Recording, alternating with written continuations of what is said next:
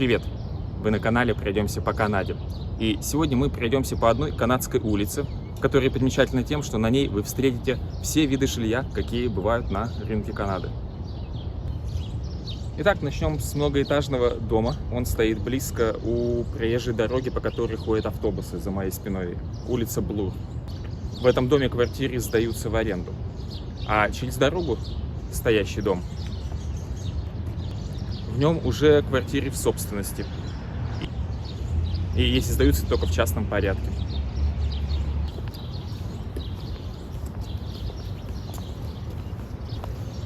Если говорить о недостатках в улице около этих многоквартирных домов, то я могу заметить, это бесчисленные парковки. Машины, напаркованные во дворе. Хотя обычно у таких домов есть и подземные гаражи. Все равно мест на всех не хватает, приходится парковаться на улице. Но все равно район достаточно зеленый, и если мы посмотрим вокруг, то прямо у домов детская площадка.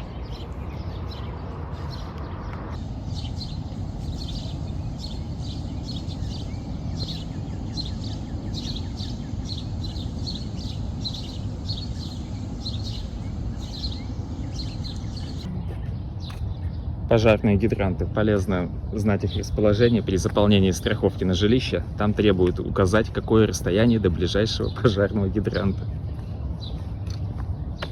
Кстати, удивительно, что этот пожарный гидрант без столбика рядом с ним. Обычно рядом с ним втыкают столбик для того, чтобы зимой из-под сугроба видеть, где он находится. Так, а мы не спеша дошли до следующего многоквартирного многоэтажного дома. Но в слове многоэтажный число 6. Всего 6 этажей. 5? Или 5. О, даже 5 этажей. Я видно 6. Местами. Где-то 5, где-то 6. В принципе, редкость. Такое уже давно не строят. Обычно 15-19 выше. За деревьями даже и не приметишь такой дом. Написано, что Lavista Apartments, это значит, что квартиры в этом доме сдаются. Скорее всего. О, ива. Наши любимые деревья здесь. Ивы здесь растут всех лучше, они потрясающие. Ну и правила пользования парком. Но тут, надо сказать, парк прям действительно парк. С деревьями. С деревьями, да. Очень часто огораживают место, пустая площадка, стриженная трава, и тоже называется парк. И при этом может быть буквально пятачок, там, как площадка около дома. Ну, я думаю, как-нибудь нам такое тоже попадется в кадр. Нет, таких лысых маленьких парков на этой улице, скорее всего, нет. Ну, на этой, может быть, и нет. Я про будущее в целом.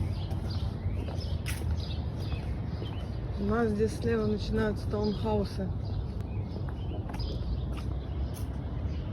Слева начинаются, да, ряды двухэтажных таунхаусов. Можно сказать, классический вид. Современные таунхаузы уже обычно строят трехэтажными.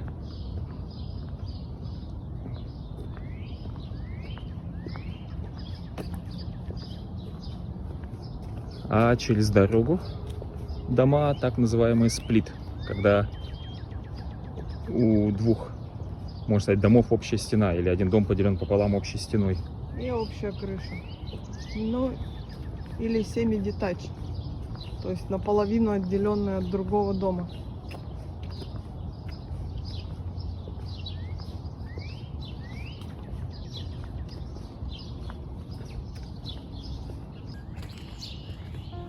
Нас зацвели липы.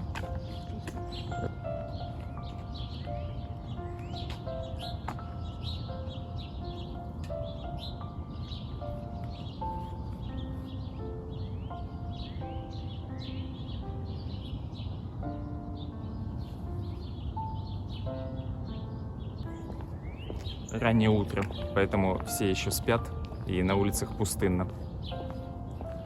Воспользуемся этим моментом и немножко поснимаем.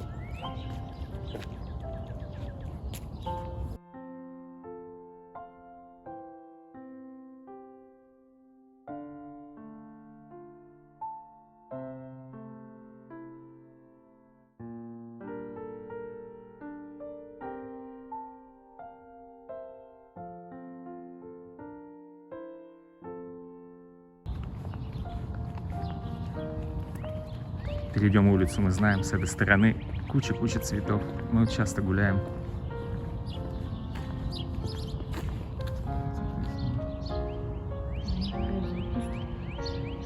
Да, шикарно цветет.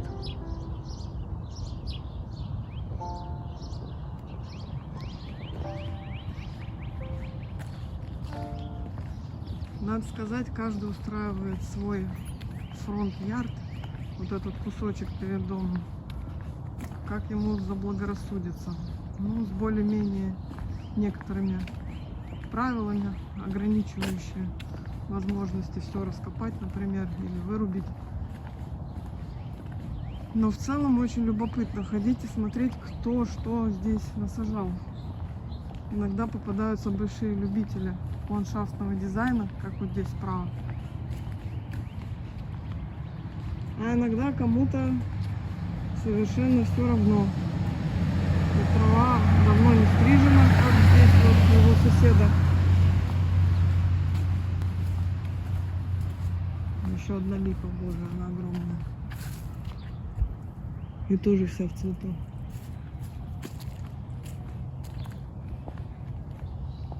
Ну, тут скорее такие заброшенные дома. Это в случае, если хозяева В преклонном возрасте и уже затрудняются поддерживать участок в надлежащем виде. Ну да. Поскольку район строился 50 лет назад, первоначальные владельцы уже довольно солидного возраста. И район потихонечку перезаселяется, если можно так выразиться. Когда хозяева уже не могут поддерживать дом и себя в нем, они его продают и переезжают в более удобное жилье. Это там кричит белка. Кстати, вот она.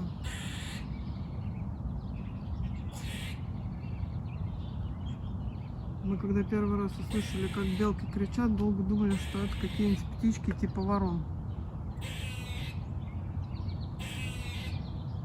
Но оказалось, что это белки. Я не знаю, что она кричит. Обычно она ругается, когда ее тревожишь, и она так кричит.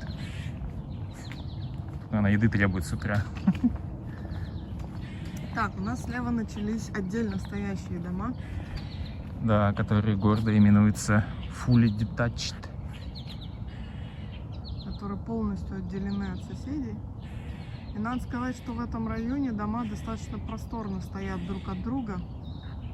У них расстояние довольно большое, участки довольно большие. Они не кажутся скученными или построенными стенка к стенке. В новых районах часто застройка бывает очень плотная, даже отдельно стоящих домов. Иногда кажется, что там только руку можно между стенами соседних домов поместить. Здесь, поскольку постройка старая, между домами посвободнее. Еще не научились так уплотнять.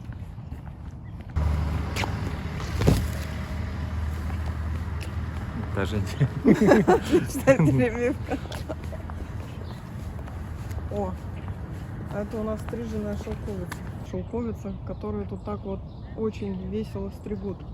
Это прям стандарт для стрижки шелковицы.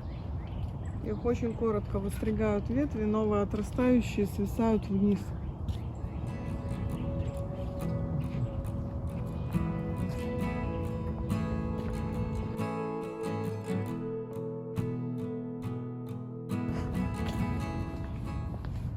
Так, а мы, тем не менее, приблизились к домам, которые я бы назвал мульти-юнит. Скорее всего, в них несколько квартир.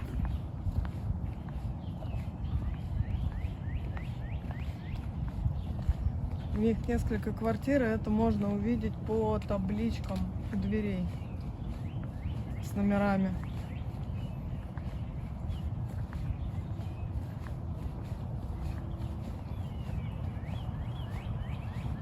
Но тут, честно говоря, даже сложно определиться, дома поделены горизонтально или вертикально.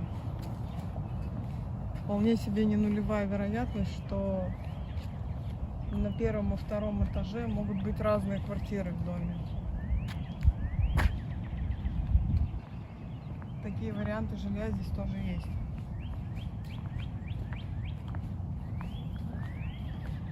На самом деле редкие дома.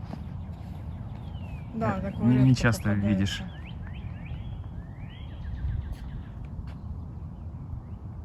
Пересекли дорожку, и тут знак «Школьная зона». Призывает водителей быть внимательнее и не топтать наших детей. О, кстати, очень прикольная ограда. А это какой-то сорт сирени, который здесь часто сажают вот такой живой зеленой изгородью. И она сейчас только начинает цвести, в отличие от стандартной сирени, которая цвела уже очень давно.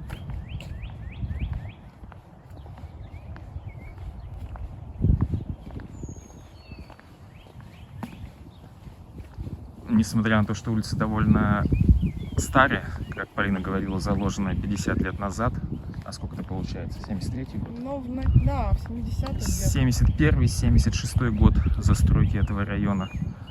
Но, тем не менее, на ней нашлось место для велополосы. Ну, Вот. когда велодорожку просто отделили от основного полотна дороги. Ну, в принципе, да, разметку нанесли. Нарисовали. Нарисовали недавно. Но факт есть факт, места на дорожке хватило и автомобилям, и велосипедистам. О, кстати, напоминание, да, что это велодорожка.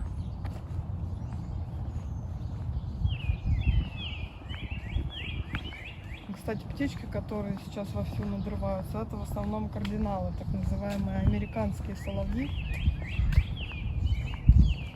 В шортах они у меня, по-моему, есть. Да, у тебя в шортах уже почти все есть. Вот еще один большой любитель садового искусства. О, да. Посадил, и все цветет. Колокольчики голубые. Желтые лилейники.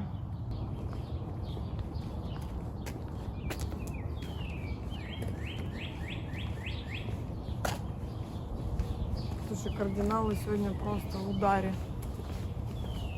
Да, от моих знакомых я слышал жалобы, что спать в Канаде по летом невозможно с открытым окном. Вот эти вот птички начинают кричать с 3 утра. Птички, да. Но учитывая, что здесь такой частный сектор довольно обширный, птиц здесь и зверюшек довольно много. Причем многие зверюшки очень любят селиться где-нибудь как раз в частных домах. Березка. Да, для тех, кто заскучал. Кстати, на ней, кажется, старое беличье гнездо, полуразвалившееся.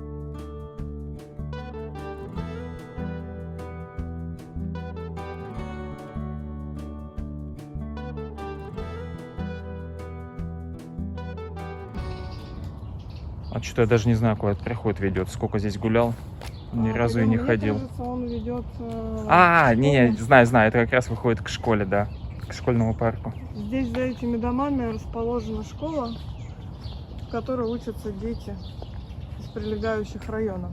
Она elementary или middle? Начальная? По-моему, элементарь, начальная школа, мне Начальная. кажется. Да, по-моему, которая middle, она чуть-чуть дальше. Это куда мы ходили голосовать. Вот, еще одна изгородь, но, правда, плохо стриженная, зато хорошо зацветающая. Из сирени. Так, белка. Ну, у белок с утра кормежка. У них круглый Не, день днем они кормежка. спят, мы вчера видели. Я первый раз в жизни видела, как белка спит на дереве. Правда, при попытке ее сфотографировать она проснулась, но не очень. Во, шикарное тоже дерево. Клен. Клен, да. Это канадский клен. Он необычный, с такой красной листвой. Ну, тут всякие сорта есть разные. Но клены здесь тоже шикарные. Они здоровущие, как дубы, вырастают. И очень развесистые.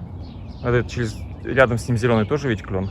Тоже клен, но кажется ему не очень хорошо. Кстати, на нем видно еще одно беличье гнездо. Вот это вот уплотнение в ветках темное. Это строят белки. Гнезда здесь, кстати, очень прикольно тоже смотреть. Особенно весной, когда нет листвы. Их можно прям пересчитывать. Это такие шары на ветвях. Белки их строят и живут в них. Связано это с тем, что белок здесь много. А дупел мало. Поэтому белки выкручиваются как могут и строят свои собственные гнезда. Мне кажется, по свежести ремонта можно судить, что этот дом был продан или куплен недавно. Серенький модный фасад. Обычно такие ремонты делают перед продажей или после продажи. У нас, кстати, слева еще дюплексы. Опять начались сдвоенные дома. semi-detached. Да, принципиальное отличие дуплекса, знаете, в чем заключается? Semi-detached, у них участок под домом — это 2 лота. Каждому принадлежит свой лот. А дуплекс — это двухэтажная квартира, и участок принадлежит одному владельцу. То есть дом поделен горизонтально.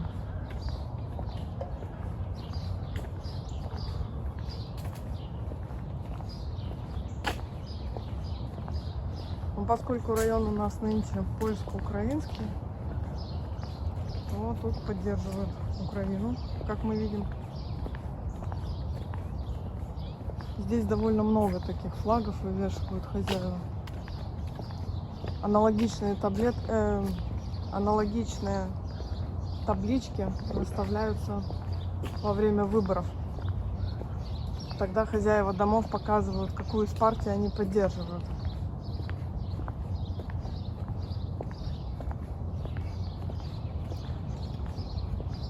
Вот еще одна разновидность semi-detached. Но это вот как раз то, что мне больше всего не нравится в местной архитектуре домов. Очень часто, когда на фасаде находится гараж.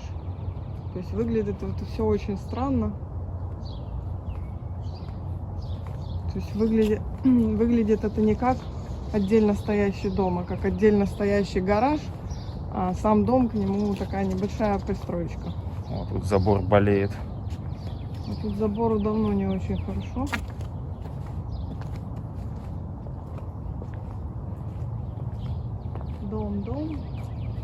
Дом, кстати.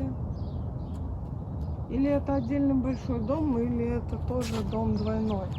Но поскольку фасад у него на соседнюю улицу выходит, можно посмотреть с другой стороны. Улица для проезда закрыта насквозь. Это сделано специально, чтобы район оставался тихим и машины не шумели круглый день, ночь. Ну, кстати, шум здесь, наверное, если прислушаться, будет слышен. Это шум от шоссе, но до него не так близко, надо сказать. 4 километра. Но тут есть какие-то прям пятна, где это шоссе слышно, а местами его не слышно совсем. Прям как будто какие-то звуковые коридоры.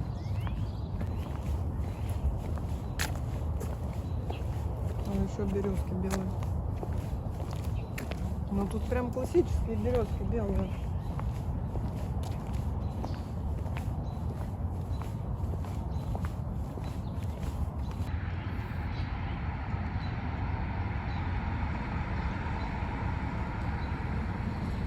Еще один любитель растительности. Я бы сказал, у него хорошо получается. Поддерживаю.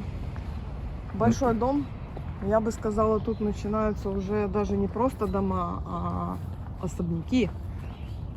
Здесь еще большие размеры участков и еще больше размеры домов. Эти дома, наверное, в районе самые дорогие. Ну, они самые большие и по участку, и по размеру дома. Да, цена этих домов за 1 миллион перевалила, я думаю, еще до ковида. А сейчас и за 1,5, возможно. Всегда Не можно удивлюсь. проверить на сайтах недвижимости. Ну да. Но надо сказать, здесь они не очень часто продаются. И, видимо, действительно только по выбыванию предыдущих владельцев.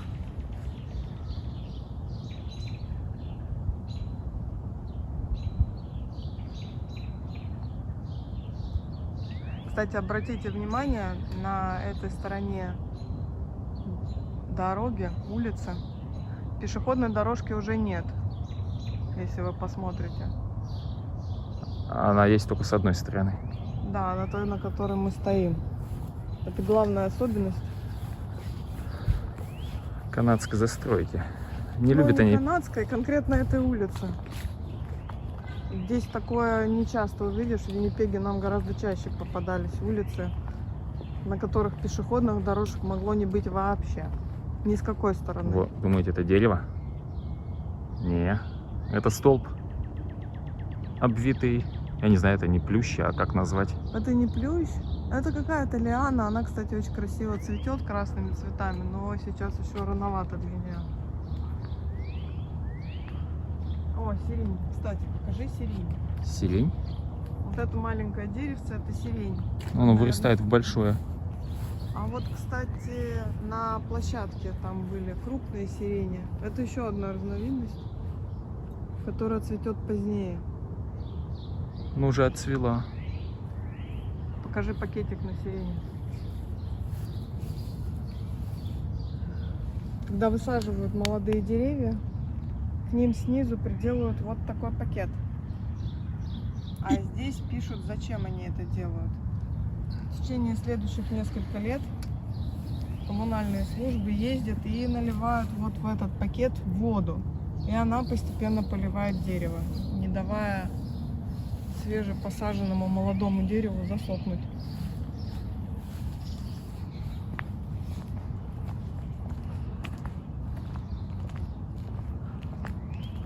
Тут у нас опять красные канадские клены.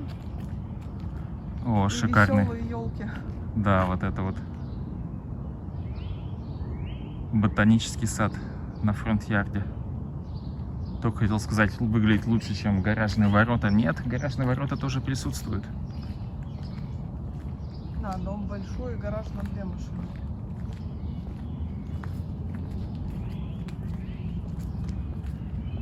А здесь Вообще Целый- особняк. с целой подъездной дорогой. Да, не у каждого есть местечко для такого заезда это. И гараж на целых 3 машины. Вообще выглядит как участок, на котором можно бы поставить 2 дома. Ну, то есть поменьше. Я бы сказал, что это, наверное, самый большой участок на этой улице. Ну да, один из самых больших, наверное. Ну, кстати, здесь закончилась разметка. О, архитектура. У- Тут дома все по индивидуальным проектам. Робин, смотри, Червяка стащил. червяка, мне казалось, это травинки, он строит следующее гнездо. Думаешь, травинки гнездо? Да, разметки на дороге нет. Разметка велосипедная закончилась, я хотела сказать, но знак остался. Идея живет. Сейчас, подожди. Так, давай покажем, что вот тот дом, который многоэтажный и видно в конце, через дорогу. Это дом, в котором мы жили. Сколько лет? Лет 6, наверное. 6 лет. Ой, отличный домик был. Есть. Первое жилье, которое мы снимали в Онтарио. Единственное, которое мы снимали в Онтарио. Развернемся и пойдем назад. У улиц при прогулках есть замечательное свойство. Когда идешь в другую сторону, она выглядит совсем по-другому. Поэтому можно прогуливаться бесконечно, меняя направление. Или даже заворачивая в боковые прилегающие улочки.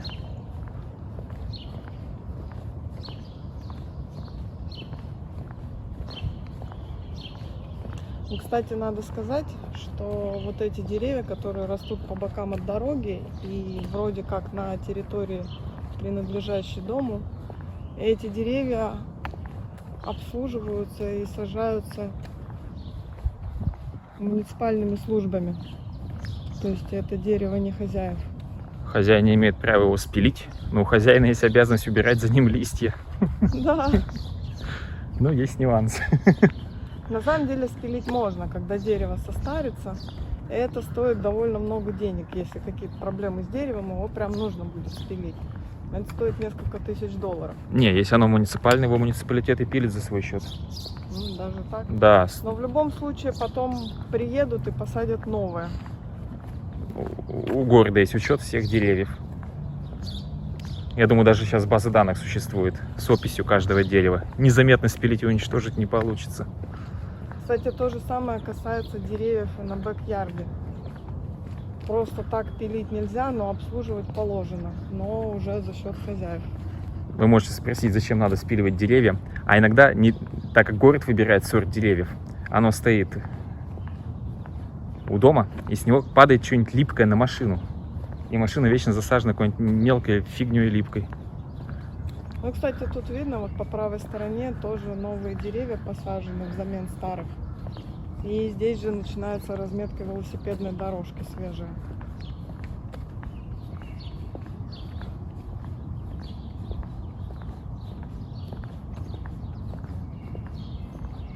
Так, справа это у нас опять семидетач домики.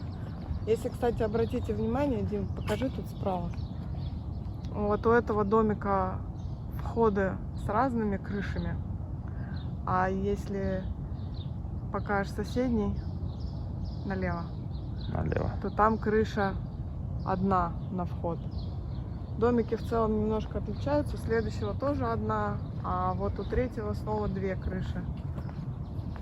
Можно ходить и, в принципе, разглядывать почти бесконечно. Ну, кстати, Раньше больше разнообразия было.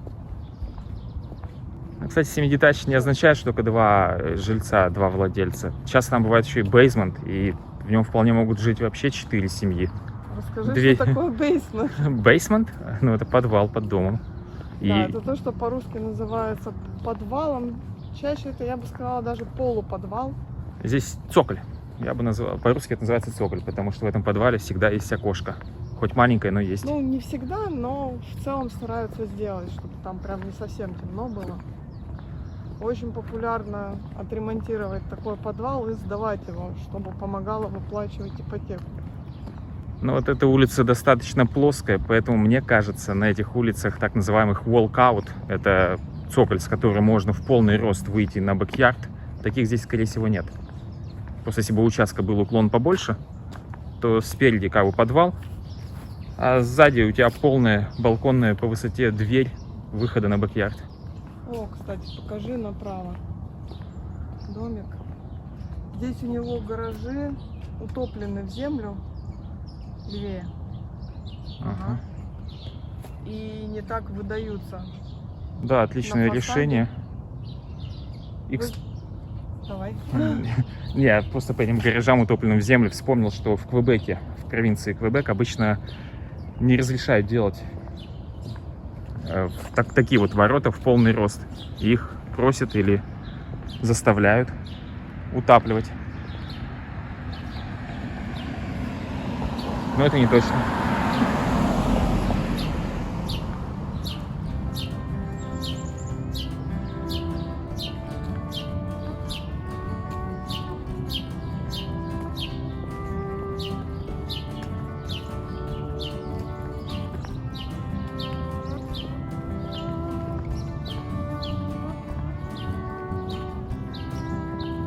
Ой, что с деревом сделали? Фигурно постригли.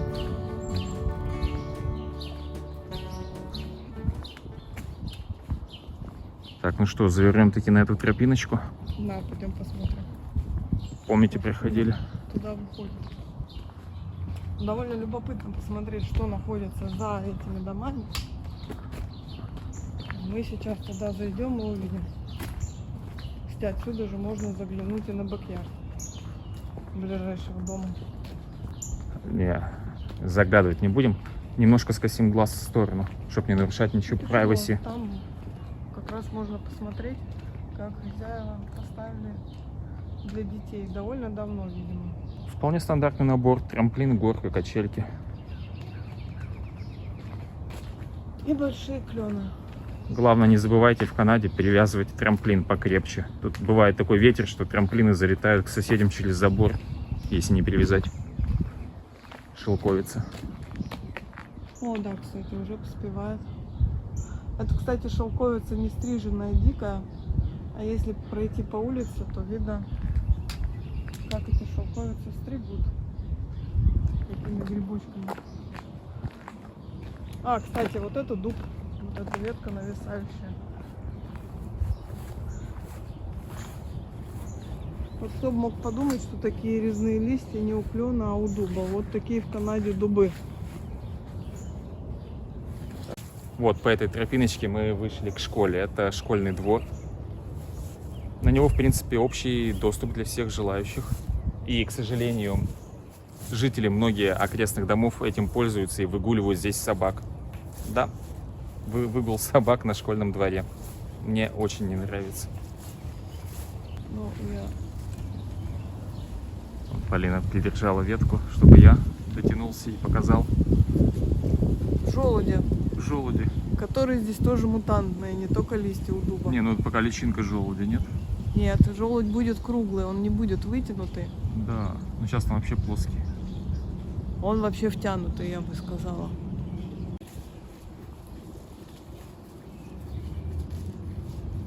Как раз моим словам это. В пику моих слов. Подтверждение. Помянешь я бы сказала. лихо.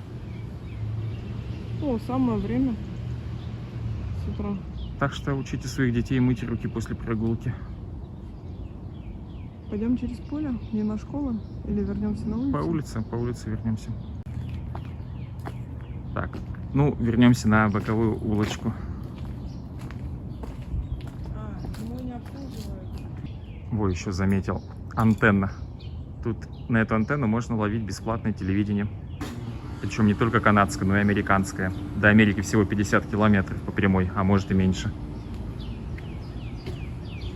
Вот такой вот шум. Это включился кондиционер. Иногда старые кондиционеры шумят настолько, что прям вызывают проблемы для соседей.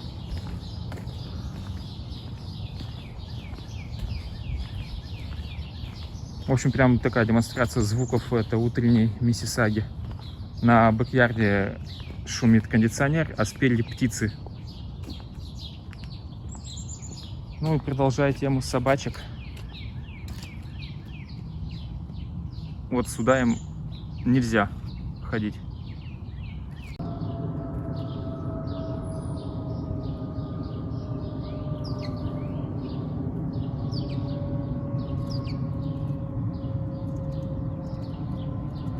Какую личинку раздолбить пытается.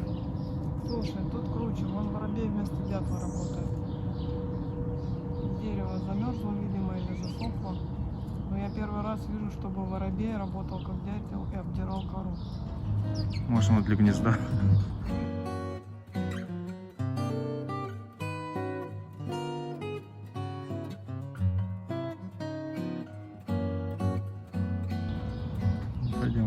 Пойдем погоняем воробьев. Пойдем погоняем. Он от нас убегает. Интересно, он тащит ее или уронит? А я не знаю, он её тащить не может. Утащил. Он с ней... А, не. Да, взял поудобнее, утащил. Такая банда воробьиная, где-то живет, видно, в местных кустах. А, тут уже липа побольше. Где-то на этой улице растет чудесная, огромная черешня.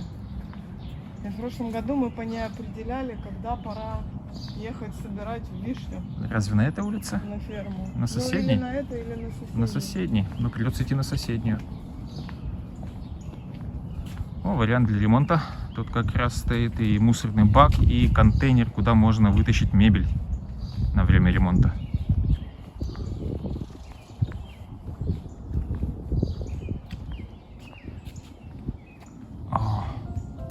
Одно удовольствие ходить по этим улицам. Цветы, цветы, цветы.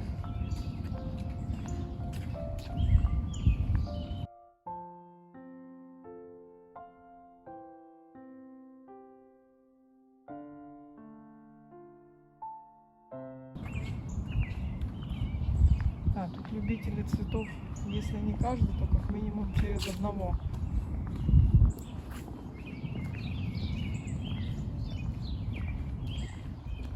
Ну и украшения к Рождеству. А что снимать, если на следующий год снова вешать, да? А, вот это, кстати, как раз покрупнее уже, подросшая. Сирень. Ну, уже почти отцвела. Пахнут они очень сильно, можно сказать, одуряюще.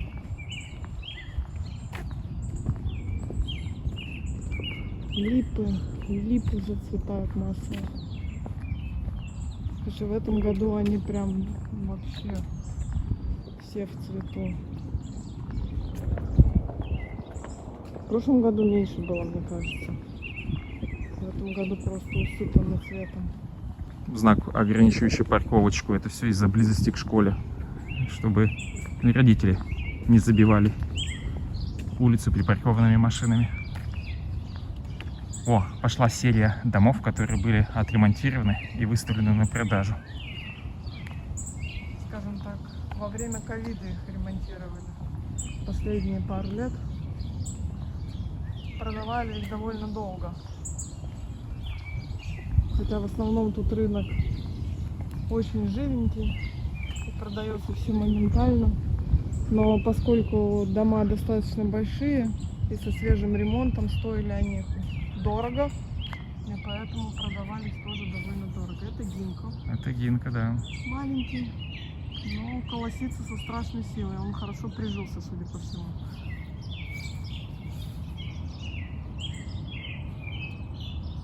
Вырастают они тоже огромными. Ну, жить в доме крайнем от школы — это то еще удовольствие. Вечный шум, гам и школьный звонок. Ну, угловой дом не отстает. Сейчас вот будем проходить мимо, он тоже вместо... Ой, если вы слышали, тетя из динамика сказала, что она нас записывает. Мы тебя тоже записываем. Улыбайтесь, нас скрывают, нас снимают скрытой камерой. А вот и школа. Ну, вообще, как правило, в близлежащих домах рядом со школой покупают дома, семьи, у которых как раз дети подходящего возраста, чтобы в эту школу ходить самостоятельно. Это та же школа, на чей дворик мы заходили. Вот он там. Да, мы заглядывали с правой стороны. А с левой стороны от школы еще одно поле. Но оба этих поля называются парками. Это как раз тот случай, когда парк выглядит, на наш взгляд, очень странно. То, что называется парком, является просто зеленым газончиком. У птиц завтрак в разгаре. Вон, тут еще что-то попер. Там воробей был с личинкой, здесь Робин с червячком. Да, они очень смешно добывают этих червяков из газона. Вытаскивают, как репку с грядки.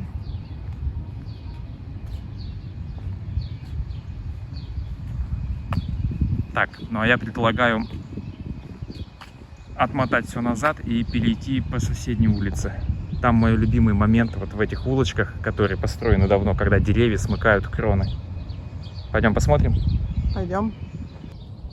Вот, не знаю, лежачий полицейский выполнен из 4 отдельных частей. И между ними есть расстояние. Моя версия, я не знаю, правда это или нет, это чтобы велосипедисты не страдали. Велосипед может проехать без проблем, а машины нет.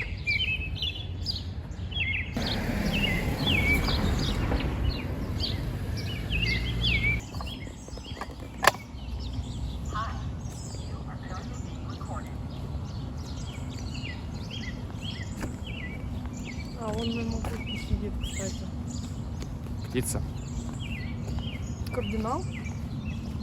По-моему, это кардинал. С такими рулонами.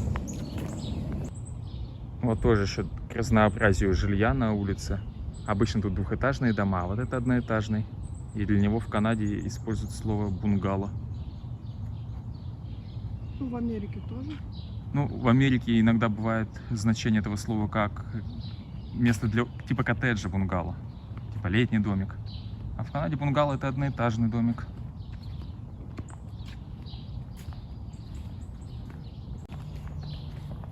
Самый надежный забор. Чем более гнилой, тем лучше работает. Очень страшно через такое лезть. Поломается и колом тебе вопьется. Зато очень декоративный. Да, так сказать, органик. Ну, современные заборы тут тоже вполне органик. Вот повернись. Вот там не крашеные. Тоже деревянный забор, не крашеный. Ну, как бы это понты такие, да. Если ты не покрасил забор, показывает, что ты готов его каждые Может, несколько ты лет. забор возьмешь в кадр? Ой, Чего? пардон. Меня это... Наш депутат в канадском парламенте. А его жена сидит в парламенте то ли Миссисаги, то ли Онтарио. Ну, это вот как раз те таблички, которые говорят о том, за кого голосуют владельцы этого дома.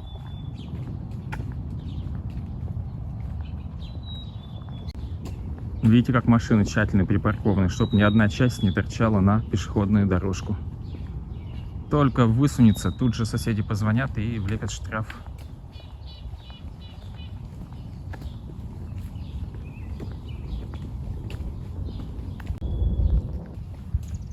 Подушки безопасности в машине.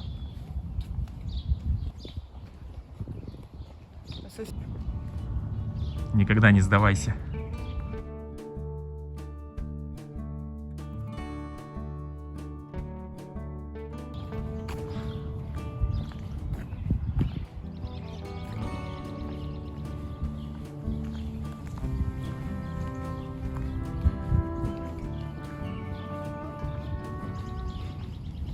Все, солнышко высоко,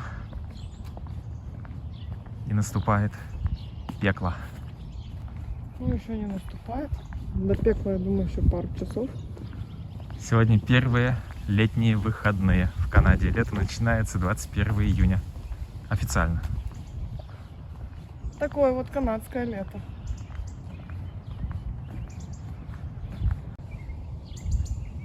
Вот она, еще одна боковая улочка, о которой я говорил, и на которой деревья смыкают кроны.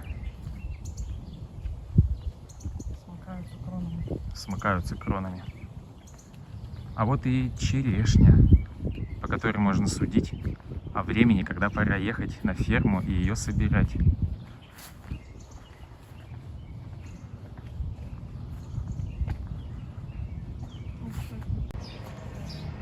Черешня сама себя не снимет.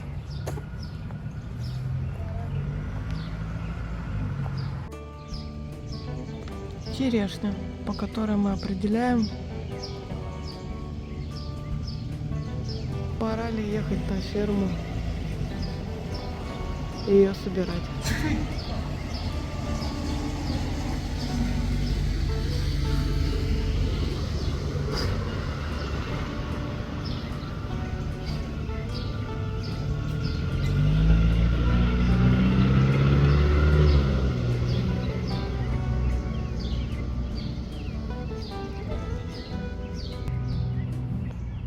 Вот они, кроны деревьев.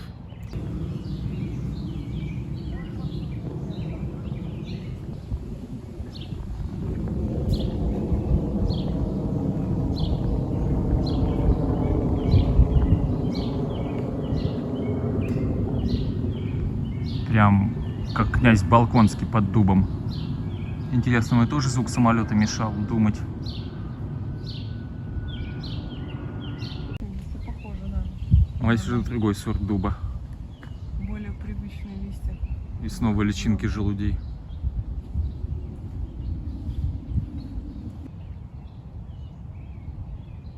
No exit. Да, часто боковые улочки, они тупиковые. А вот, кстати, Да, вот он и бейсмент. Маленькое, но окошечко. Ну а здесь оцените усилия владельцев. Поддерживать газон в таком состоянии дорогого стоит. Наверняка у него есть маникюрные ножницы для его подстрижки.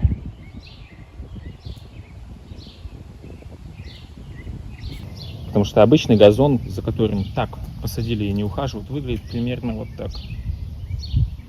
я бы сказала, его просто не поливают. На самом деле его поливают, просто вот не так тщательно и обильно. Поэтому он уже и залатанный, полоска. Покажи, кстати, разноцветную дорожку. Где разноцветная дорожка? А вот она идет. Более светлые кусочки, более свежие. Дорожку здесь не меняют целиком, а ремонтируют квадратно-гнездовым методом. Эти плиты заливают прямо здесь на месте. Устанавливают опалубку и заливают бетоном. Дорожки бетонные, видимо, у них срок службы таким образом увеличивается. Часть из этих дорожек сохранилась еще с момента постройки всего района, как раз 70-х годов. На них ставится клеймо при замене. Первый, похоже. Да, клеймо 2021. Да, устроим конкурс сбора клейма на тротуаре. 2006.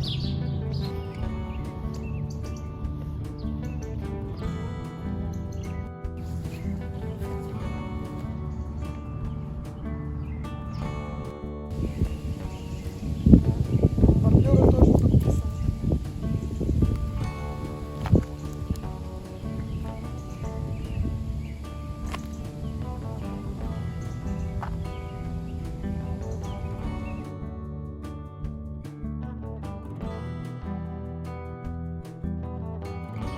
А там уже вдалеке видно здание, с которого мы и начинали нашу прогулку. Многоквартирный дом на много этажей. Спортивный инвентарь. Удивительно, что нигде не увидели хоккейных ворот. Обычно еще около гаражей стоят хоккейные ворота. И даже летом дети бегают с клюшками, ну уже и не шайбами, а мячами. Тренируют, оттачивают свое мастерство.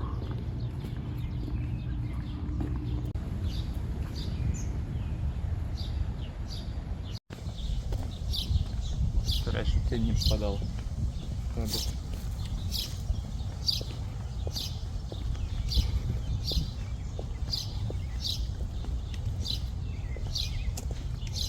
И свежая баскетбольная площадка.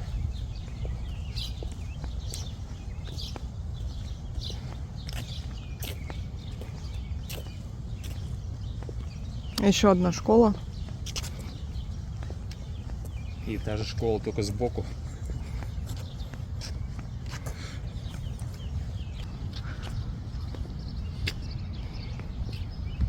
И школа, в которой мы заходили с противоположной стороны.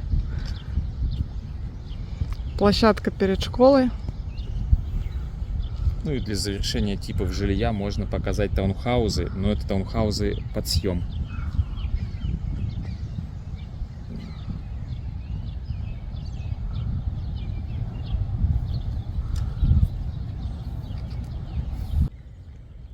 На этом прогулка подошла к концу.